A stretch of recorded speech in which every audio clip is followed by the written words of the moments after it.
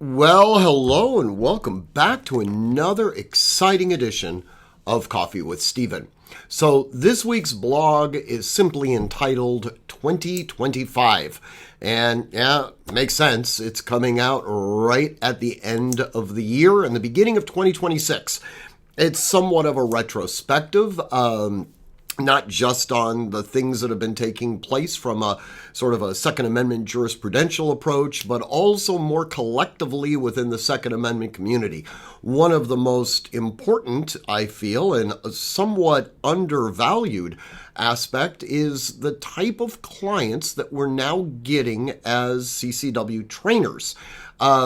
It was interesting, and I kind of opine on this in the blog. When we first became CCW trainers, Sandy and I sort of had a discussion, and we sort of firmly believed that the market for CCW initial applicants was going to be somewhat finite. After all, there weren't a lot of people moving to California. Quite the opposite, to be very frank. So we figured that at a certain point, the initial students that we would have would simply dry up.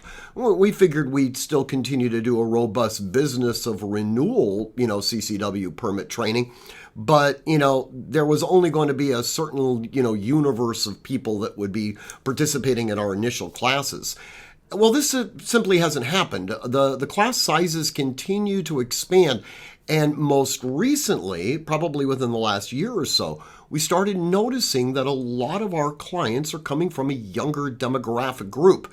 More specifically, these are now the adult children of former clients, people that had gone through our program, got their CCW while their children were still in high school.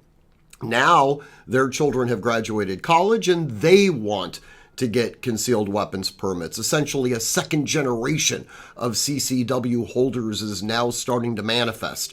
This, in my opinion, is extremely encouraging.